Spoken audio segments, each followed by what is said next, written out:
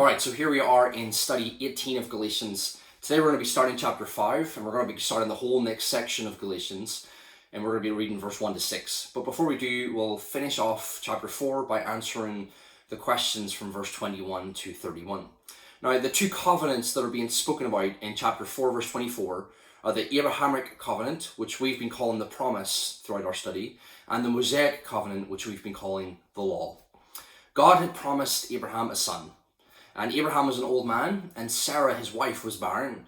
Sadly, instead of trusting God for the promise, Abraham and Sarah took matters into their own hands, and they used Hagar, which was one of the slaves of Sarah, as a surrogate mother. This was not trusting God, this was trusting in the flesh.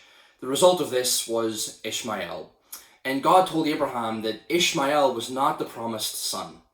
Later, God miraculously opened Sarah's womb and gave Abraham strength. They conceived and they had a son called Isaac.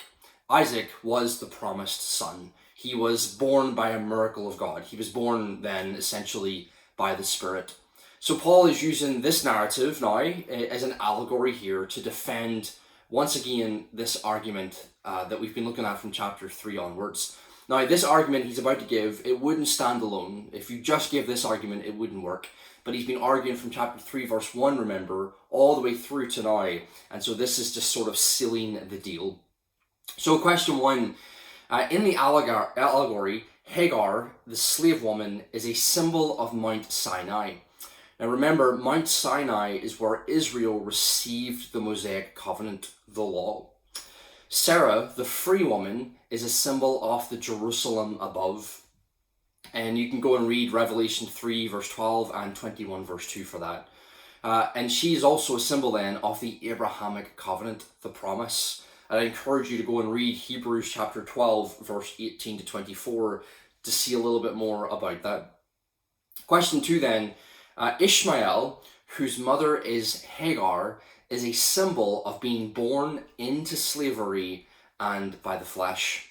Paul explains that Hagar and Ishmael are the present Jerusalem of his day. That is, the people of Israel enslaved to the law and trying to obey it in their flesh. Isaac, however, whose mother was Sarah, is a symbol of being born into the promise and being born by the Spirit, being born free. Paul explains that believers are like Isaac, born of the Spirit by the promise. And so we're not slaves, we are free. Now question 3, Ishmael persecuted Isaac in some way. And Paul says that this is true in his present day as well. The Jewish unbelievers had made life very difficult for Paul and other Jewish Christians. And there's a whole package of verses, so I'm not going to read them all out for you, but they are here in the notes. Now Hagar and Ishmael were then cast out of Abraham's camp, and Ishmael did not share the inheritance with Isaac. So what's this trying to say for us and for the Galatian readers? Well, it's saying is that the law and the promise do not mix. You cannot have both. If you have the promise, the law is then cast out and you shouldn't put yourself under it. Now that you have the promise, you do not need the law.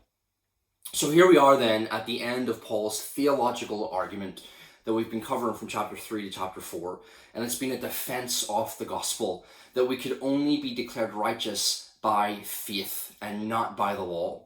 And since even the Jewish believers, having become heirs of the promise by faith, don't live according to the law of slavery anymore, then how much less should the Gentile believer be putting himself under that law? So again, the Jewish believer is now free from the law. Why on earth would the Gentile believer put themselves under it? Alright, so here we are then. We're beginning chapter 5 to 6, this practical section of Galatians. And we're going to be looking at chapter 5, verse 1 to 6 here. And Paul's now going to get into the practicalities of continuing in the Christian life. He wrote in chapter 3, verse 3, that the Galatian believers were fools for believing that they could begin by the Spirit, or begin the Christian life by the Spirit, and then try to mature and grow by the law. So if we don't live by the law, then how do we live? And how do we grow and mature as believers. That's what chapter 5 to 6 is going to deal with. So question 1, what would be the 4 results of being circumcised into the law of Moses, of a Gentile believer being circumcised into the law of Moses? Chapter 5, verse 1 to 4. And then question 2, what 2 things do believers do instead of relying on and living by the law? That's chapter 5, verse 5 to 6. God bless.